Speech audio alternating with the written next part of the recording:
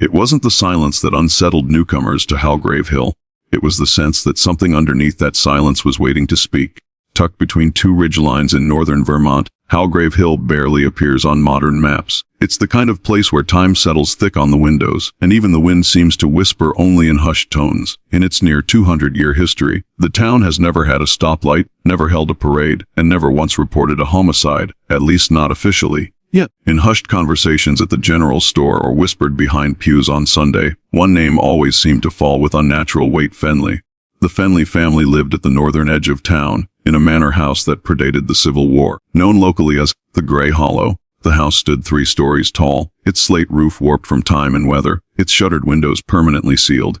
Ivy grew unchecked across its stone walls, and an iron gate, hand-forged and adorned with rusted fleur-de-lis, guarded the winding drive like a sentinel. Few in Halgrave had been beyond that gate. Fewer still had stepped inside. Most described the Fenleys as strange but private. They kept to themselves, donated generously to town functions, and sent their children to private schools in New Hampshire. Their presence was never entirely absent, but always felt peripheral, like a shadow just outside the frame of a photograph.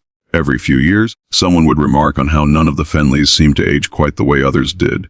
A child would disappear from public view at age 10 and re-emerge at 18, colder, quieter, and rarely alone. But it wasn't until the spring of 2022 that the secrets of the Fenley estate began to surface, slowly, reluctantly, like bodies dredged from deep water. It began with the death of Maribeth Fenley, the last living descendant to inhabit the Grey Hollow, at age 94. Maribeth passed away in her sleep, peacefully, according to the obituary published in the Halgrave Gazette.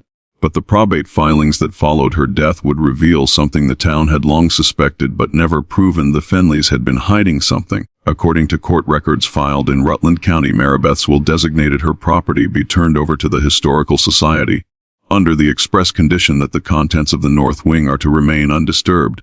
That clause, curiously, contradicted an earlier draft of the will from 2018 in which the entire house was to be donated for public archival use. Investigators from the Vermont State Archives, curious about the discrepancy, petitioned the court for access. In July of 2022, an injunction was granted, and a small team of archivists, accompanied by 2 deputies from the Halgrave Sheriff's Office, entered the manor house. What they found would never be fully disclosed to the public, but fragments of audio logs, internal memos, and a few leaked photographs began to trickle out within weeks, first to local media, then to national outlets. At the center of the mystery was a single room on the 3rd floor. Behind a reinforced oak door, sealed with iron bracing and padlocked from the outside, was what investigators came to refer to unofficially as the chamber. But no one in town recalled ever seeing that door open. In fact, few even knew it existed. According to architectural diagrams filed with the county in 1906, the 3rd floor was designated as storage space, unfinished and uninhabitable. But the room investigators uncovered had been carefully, even obsessively maintained. Inside, the walls were lined with yellowing newspaper clippings, hundreds of them, each meticulously pinned with rusted tacks. Most were local stories, missing pets, stolen items, the occasional disappearance. But a closer inspection revealed something chilling. Nearly every article had one word circled in red ink, not names, not locations, just one word per article, seemingly random: bark, thread, window, mouth. On the far wall stood a child's bed, perfectly made. A mobile hung from the ceiling above it, hand-carved, delicately painted, and utterly still despite the open windows. The only sound in the room was the ticking of a metronome. Still running, still clicking after all those years. In the center of the room was a chair, simple wooden, facing the window, and beside it a notebook. Every page was filled with looping, childlike handwriting. Some entries were diary-like, others were drawings, but all of them ended with the same phrase: Eve. He's still in the walls. Sir Deputy Sarah Langford, who was part of the team that entered the house, resigned a month later. In an unofficial interview given off record to the Rutland Herald, she said simply, that room had been locked for 89 years. But someone was still using it. That statement prompted a quiet but urgent investigation into the Fenley family history.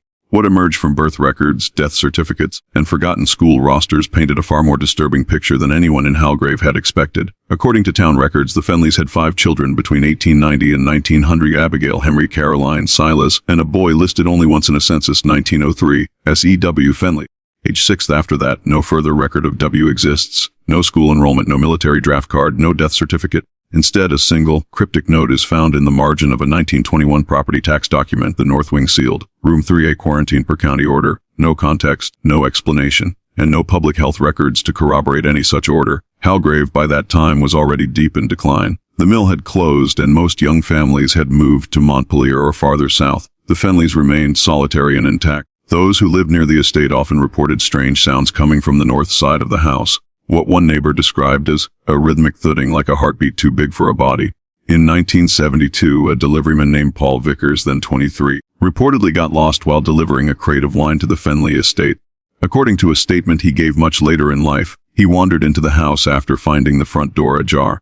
"I didn't mean to snoop," he wrote in a letter to the Historical Society in 2004, "but I heard something upstairs. It sounded like crying, only not right, like the kind of crying a cat would do if it knew English." Paul said he left the wine at the foot of the stairs and walked out. 2 weeks later, he moved to Oregon. By the early 2000s, the town had all but stopped speaking of the Fenleys. Children were told not to trick or treat near the estate. Local contractors refused to take jobs that involved going inside. But somehow, every year, the grounds were maintained, the taxes were paid, and the lights in the north wing never went out.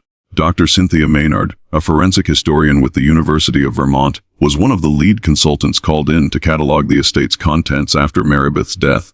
Her initial notes, now archived but partially redacted, included an unsettling entry: "The architecture of room 3A suggests not only intentional concealment, but deliberate psychological reinforcement. The wallpaper pattern is disorienting in its geometry. The mirror angles create an echo chamber. This was not a bedroom. It was a theater of containment." Perhaps the most disturbing discovery came weeks later, when a floorboard was removed beneath the bed. Inside was a small tin box. Inside the box, 17 baby teeth, wrapped in silk, each tooth marked with a date. The earliest was 1934. The latest was 2021. Officially, no remains were found in the room, no body, no DNA, but unofficially, several anonymous sources connected to the investigation said that cadaver dogs had reacted strongly in the chamber, especially near the walls. One of the dogs reportedly refused to re-enter the room after its initial pass. For months, the story dominated local press, though it was never picked up by national outlets in any significant way. The Fenley estate was quickly closed off again, pending ongoing legal proceedings. But the town of Halgrave had already changed. Parents stopped letting their children walk alone. The church attendance doubled, and on several clear nights in early fall, neighbors reported seeing movement in the north wing window. Just a shape, maybe, a flicker, but always facing outward, looking down the hill, watching. And then came the letters. Small, aged envelopes with no return address began arriving at homes near the estate. Each was handwritten in red ink, the script elegant and archaic. The contents varied: drawing of a cat, a single pressed flower, a clipping from a 1930s newspaper. But they all ended the same way: "He is still in the walls. He listens when you dream." At first, the sheriff's department believed the letters were a hoax. Deputy Margaret Doyle, who had taken over the post after Langford's resignation, opened an investigation into the envelopes. She assumed, reasonably, that some local with a cruel sense of humor was trying to fan the flames of paranoia. But the handwriting analysis returned something unexpected. According to the Vermont Bureau of Investigation, the script on the letters bore striking similarity to that found in the Room 3A notebook, looped, hesitant, and childlike. What unsettled Doyle most, however, was the ink.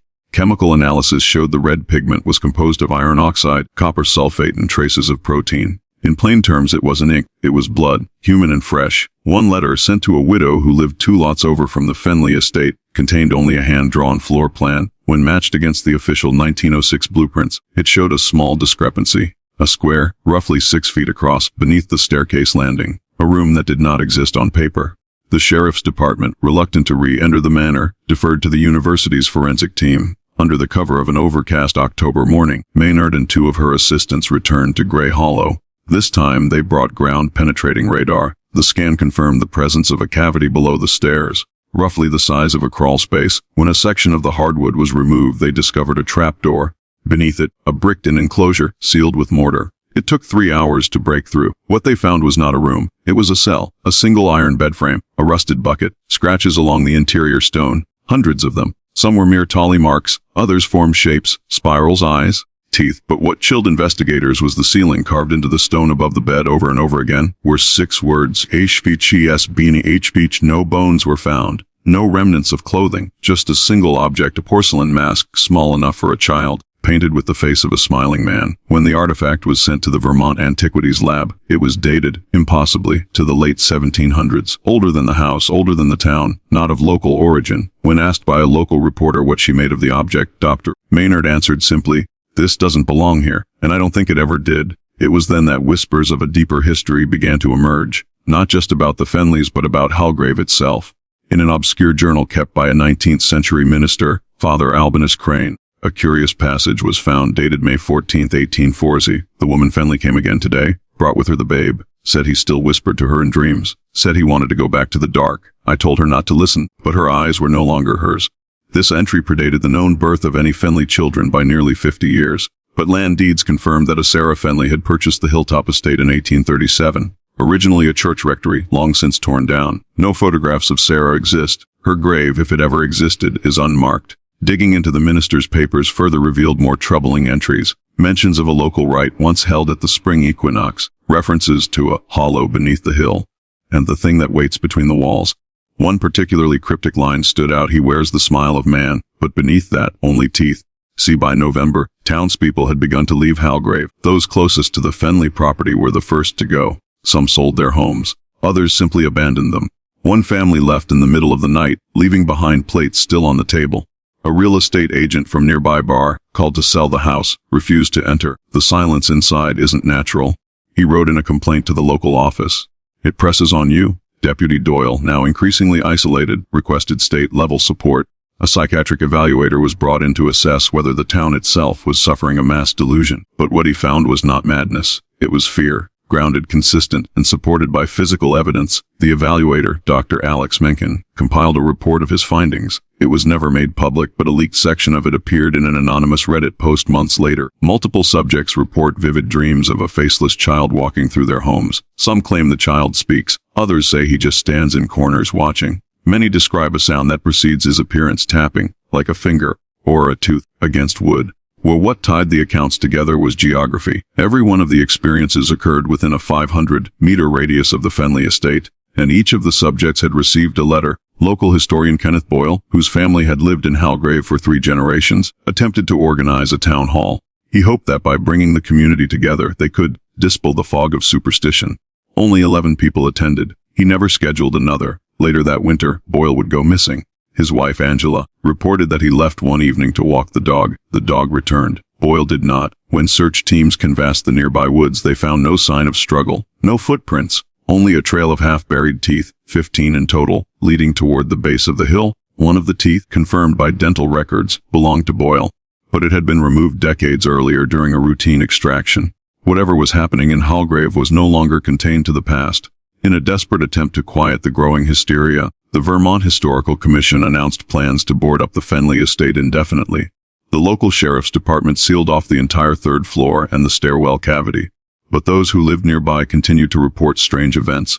One woman, retired schoolteacher Nancy Blyer, called 911 after waking to find her living room window shattered from the inside. No sign of entry, no footprints, just a single object left behind on her floor, the porcelain mask. When officers returned it to storage, they found the original mask, secured in a locked evidence locker, still untouched. 2 masks, identical, unaged. That same week, a group of amateur paranormal investigators entered the estate without permission. They live-streamed the event. The footage has since been taken down, but archived clips still circulate in corners of the internet.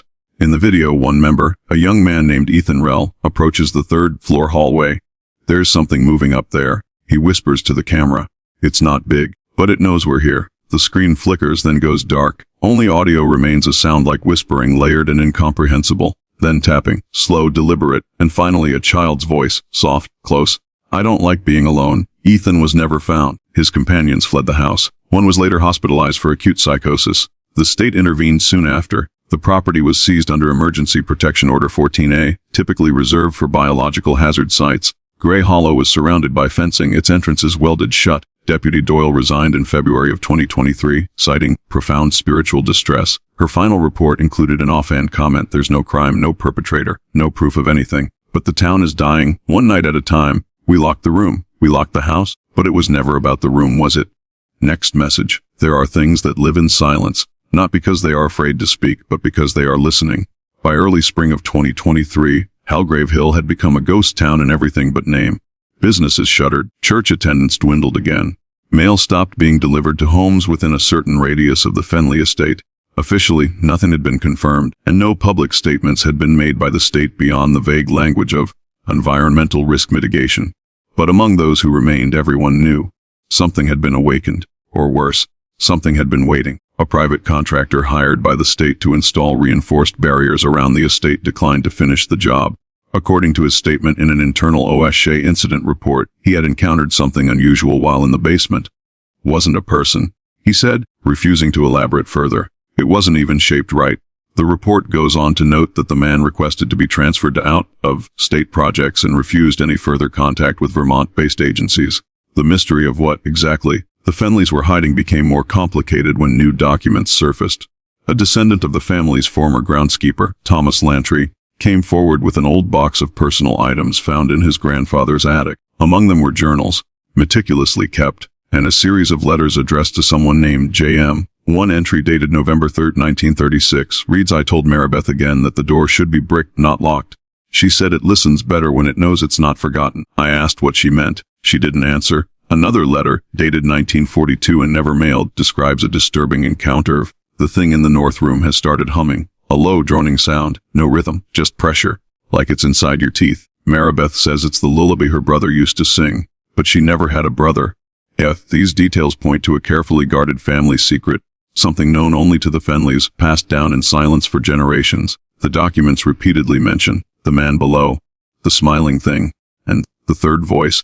The idea of a third voice became central to investigators' theories. In the notebooks and tape recordings recovered from the estate, several researchers noted that faint sounds could be heard beneath the audio, imperceptible at first, then growing louder when the tapes were enhanced. A whisper, layered, sometimes rhythmic. Linguistic analysis by Dr. Helen Chow, an expert in phonetic anthropology, found that the whispers appeared to follow a syntax pattern, suggesting a language or imitation of one. Chow's chilling summary of the audio was later published in a scientific journal. "The voice is not human in origin. It mimics us, poorly at first, then better, the more you listen. That is not a metaphor." But shortly after the article was published, Dr. Chow resigned from her university position and left no forwarding contact information. It was around this time that the Fenley tapes surfaced, found inside a safe behind a false panel in the study. The tapes, reel-to-reel recordings labeled 1952-1977, appeared to be personal diaries. Most were unplayable due to degradation, but one dated October 19, 1961 was successfully restored. The voice is assumed to be that of Elias Fenley, Maribeth's cousin and a war veteran who briefly lived in the house during the early 60s.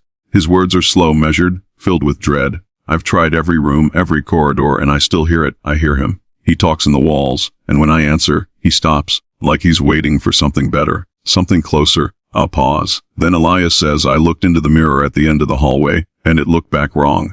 My face, but not my expression. I blinked, and it didn't." Later in the same tape, his tone grows frantic. He says he's not the first, that there were others, before the house, before the Fenleys. He says they kept him in a hollow of stone, and he sang to the worms until they gave him their mouths. He says he wears their names now. C. Elias was institutionalized a year later. His medical files severe auditory hallucinations and personality fragmentation. He died in 1965 under unknown circumstances. Meanwhile, the town was unraveling. By the summer of 2023, less than 300 people remained in Halgrave Hill. Many abandoned their homes. Some tried to burn them, but reported that flames wouldn't take. Ashes from fires relit themselves without fuel. A retired pastor, Father Nolan Wells, gave an anonymous interview to a Boston newspaper. In it, he recounted his own experience with the Fenleys, particularly Maribeth. "She came to me in '82, he said, asked if the church had a right for undoing a voice, not silencing, undoing. Said it had followed them through generations, not a demon, not possession, something older, something earned. When asked what he told her, Father Wells replied, "I told her she should leave. She said they can't, that it knows the name of their bones." It was this language, cryptic and archaic, that began to reshape how experts understood the phenomenon. It was not haunting in the traditional sense, nor was it merely psychological. It was ritualistic, intergenerational, possibly voluntary. In a chilling twist, one of the researchers uncovered an old family crest in the Fenley archives, long forgotten and faded with time. Beneath the symbol of a key and a mouth stitched shut, the family motto was etched, "Silentium est pactum." Silence is the pact. It became clear then the locked room was not a prison. It was a covenant, to contain something not just spatially, but narratively. It couldn't be spoken of, couldn't be named, because naming was inviting, and inviting was irreversible. In August of 2023, a letter was delivered to the Vermont Historical Society. No name, no return address, inside a single piece of paper, yellowed and folded neatly. On it was a short message: "The pact is broken. The silence is bleeding." By October 2023, the federal government quietly designated Halgrave Hill as a closed zone under the Emergency Preservation Act, usually reserved for natural disaster sites or unstable chemical zones. Roads leading in were blocked, signs warned of soil contamination and airborne pathogens, but those who lived nearby knew better. The Fenley estate remained at the center of it all, dark, untouched, and breathing with an unseen rhythm. There were no official plans to demolish it. Every proposal submitted was denied or mysteriously delayed. One demolition crew, contracted from out of state, arrived with full equipment and left 12 hours later without a word. According to a nearby gas station clerk, one of the crew members walked in the next morning, asked for a Bible, and refused to be indoors alone ever again. The last living former resident of Halgrave Hill, 81-year-old Florence Petty, was relocated to a facility in Montpelier. In a brief interview granted before her memory began to fade, she said something that chilled even the most hardened interviewer. "You can lock a room, you can lock a house, but you can't lock a story once someone starts telling it." That, more than anything, was what kept investigators awake at night.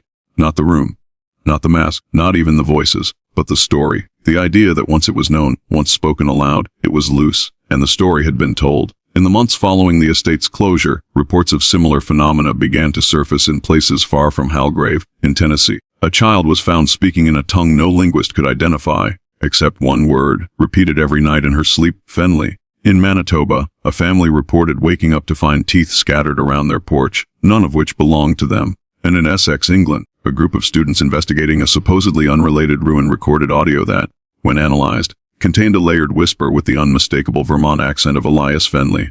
The whispers are always the same. He is beneath. He is beneath. Dr. Maynard, whose research into the Fenleys was once considered pioneering, now lives in seclusion. Her final academic paper, never published but leaked to private channels, suggested a terrifying hypothesis. We're not looking at a haunting. We're looking at a linguistic infection, a meme in the classical sense, something self-replicating, non-biological, a thought entity. Once understood, it roots itself. Once spoken, it seeks more mouths. Somewhere in that final document, buried beneath dense jargon and citation, she adds one chilling postscript. The silence wasn't to keep something in. It was to keep us from bringing it out. Dusty legal efforts were made to suppress the story. Those involved in the investigation signed non-disclosure agreements under threat of criminal prosecution. But enough had already leaked, through Reddit threads, encrypted Discord servers, dark web podcasts. And then came the recordings. On Christmas Eve 2023, a 10-minute voicemail was left on the answering machine of the now defunct Halgrave Sheriff's Office. The call had no traceable number, no return signal. The audio began with white noise, then the sound of someone breathing, wet, rhythmic, like lungs filled with water. Then, a voice, a child's voice. "I was in the room. They shut the door. I waited. I told them I wasn't hungry, but he was. He listens best when no one's speaking." The call ended with the sound of something crawling, something scraping, then silence. As the town faded further into abandonment, Grey Hollow remained visible only to the desperate and the foolish, but satellite imagery occasionally captured something strange. An open window that hadn't been opened before, a figure standing at the gate when no one was registered inside, a trail in the snow leading nowhere. In May of 2024, a body was discovered 17 miles from Halgrave, unidentified, emaciated, teeth missing, a porcelain mask fused to the skull. At the autopsy, coroner's notes recorded a final irregularity. The lungs were filled with ink. Not ink in the conventional sense, but something darker, thicker, and when placed under ultraviolet light, the fluid revealed a series of words written in old calligraphy across the interior ribcage. "He is not one. He is all who listen." Despite this, there has been no national recognition, no press conferences. The story exists now only in pieces, fragments found in obscure archives, testimonies whispered behind closed doors, and forums that vanish overnight. But the name lingers, and sometimes when people dream, they wake up with blood in their mouths. Sometimes they hear tapping, a child's voice, and a low, slow whisper saying thank you for unlocking the door. In the years since Halgrave's disappearance from official maps, those who still study the Fenley case refer to it as a narrative contagion, not a ghost story, not folklore. Something worse, a pattern of thought that spreads like a virus, embedding itself in language, in memory, in silence. The Fenleys didn't keep a room locked for 89 years out of cruelty, fear, or shame. They did it out of necessity, out of duty, because they understood something most of us never will, that once a story is spoken, it wants to be told again, and it doesn't matter who tells it, only that someone does. Now you know the story, and the silence has been broken. Be careful what you dream tonight, because he listens best when we remember. And now you do.